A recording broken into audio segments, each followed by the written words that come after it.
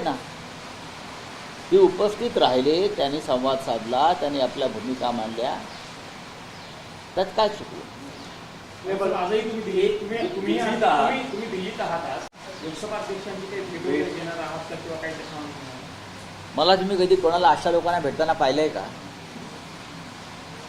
मी 24 वर्ष दिल्लीमध्ये आहे.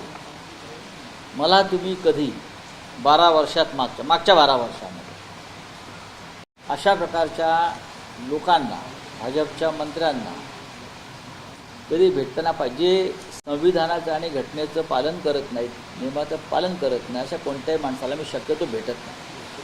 बैठकीत खासदारांच्या बैठकीत उद्धव ठाकरे असं म्हणाल्याचं कळतं आहे की ज्यांना जायचंय त्यांनी जा. 4 वर्षापूर्वी अशा पद्धतीनेच आमदार फुटणार होते, मलाही त्याची कल्पना होती. पण ज्यांना जायचं होतं ते गेले आणि त्यांचं असंही म्हणणे आज माझा नाही आहे, पण उद्याचा दिवस माझा नक्की असेल. त्याच्यात 2 गोष्टी आहेत. मी त्या बैठकीला पूर्ण वेळ होतो. खासदारांच्या बैठकीमध्ये सर्वाधिक काळ पूर्ण वेळ मी होतो. शिवसेना पक्षप्रमुखांनी अशा प्रकारचं कोणतंही वक्तव्य केलेलं नाही, हे मी ठामपणे सांगेन. जायचं असेल त्यांनी जा, हे त्यांचं वाक्य त्यांच्या तोंडी घातलेलं आहे. माझ्यासमोर मी तिथे असेपर्यंत ते असं बोलले नाहीत आणि ते असं बोलणार नाहीत, हे मी खात्रीनं सांगेन. हे साधारण 5 वर्षापूर्वी किंवा 4 वर्षापूर्वी जेव्हा आमदार जात होते तेव्हा त्यांचं हे वक्तव्य तेव्हाच आहे. जेव्हा आम्ही त्यांना एका हॉटेलात बंद करून ठेवलं तरी लोक जात होते पळून, भिंतीवरनं उड्या मारून, इस्पितळातून भिंतीवरून उड्या मारून गेले काही लोक. तेव्हा ते रागाने म्हणाले की अशा तऱ्हेने त्यांना डांबून ठेवून का उपयोग. ह्या क्षणी ह्या वेळेला त्यांनी अशा प्रकारचं कोणते विधान केलेलं नाही, एक लक्षात घ्या.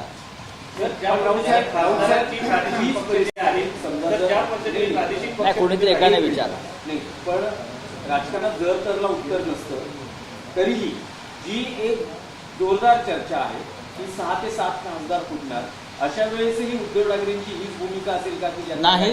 मी तुम्हाला बघा, तुम्ही वारंवार तोच प्रश्न विचारताय. मी असं म्हणतोय की त्यांनी असं विधान केलेलं नाही आणि त्यांनी अशा प्रकारचं विधान कधीही ते करणार नाहीत.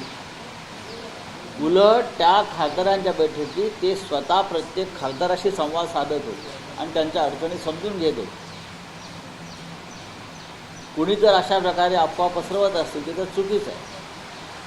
भारतीय जनता पक्ष आणि त्यांच्या सर्व देशभरातल्या मिंदे गटांना काय काम उरलेलं नाही, पण ह्याचा परिणाम देशाच्या राजकीय प्रकृतीवर होणार, हे लक्षात घ्या.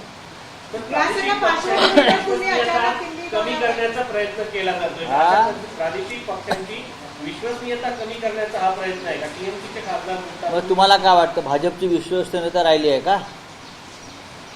भारतीय जनता पक्षाची विश्वासार्हता राहिली आहे का, असं तुम्हाला म्हणायचं का? याचा अर्थ एकट्या नरेंद्र मोदी, अमित शहा, शुवेंदू अधिकारी, देवेंद्र फडणवीस आणि त्यांचे पक्ष हेच विश्वासपात्र उरले आहेत का? तुमच्या पक्षाचे खासदार फुटल्यानंतर तुमच्या पक्षाला मतदान करताना पुढचे लोक विचार करतील की या पक्षाचे खासदार फुटतात? अजिबात नाही. असं कशाला विचार करतील? उलट हे जे पक्ष फोडतायत पैसे देऊन त्यांना जोड्याने मारतील. आज थोडे लोक दबलेले आहेत आणि ह्यांना जोड्याने मारण्याचीच लायकी आहे लोकशाहीमध्ये. न्याय मिळत नाही न्यायालयामध्ये, निवडणूक आयोगामध्ये. सगळे घरगड्यासारखे काम करतायत 12 वर्षापासून आणि तुम्ही आम्हाला प्रश्न विचारताय. कुठे आहे लोकशाही, कुठे आहे संविधान? हे प्रश्न जरा भाजपच्या मंत्र्यांना सुद्धा विचारायला पाहिजे. देशाच्या प्रधानमंत्र्यांनी पत्रकार परिषद घ्यावी, त्यांना विचारायला पाहिजे. अमित शहाजींना विचारायला पाहिजेत, का विचारू नयेत? एक प्रश्न आहे की शिवसेनेचे काही नेते असं म्हणत आहेत की 19 तारखेला शिवसेनेचा वर्धापन दिन आहे, त्या दिवशी नक्कीच काहीतरी वेगळं घडेल. हो, वेगळं असं घडेल की हिंदुहृदय सम्राट बाळासाहेब ठाकरे यांची जन्मशताब्दी आहे. त्यांनी बहुतेक पाठीत खंजीर खुपसण्याचे सुरे तयार करून ठेवले असते. बरं, दुसरं ते काही करू शकत नाही वेगळं. या सगळ्यांनी हिंदू हृदय सम्राट बाळासाहेब ठाकरे यांच्या विचारांच्या पाठीमध्ये त्यांच्या पाठीत खंजीरच खूप असलेलं आहे. हे दिल्लीचे घरगडी झालेले आहेत ते सगळे. मी या क्षणी खात्रीने सांगेन की ज्या खासदारांनी त्या दिवशीच्या बैठकीमध्ये सहभागी झाले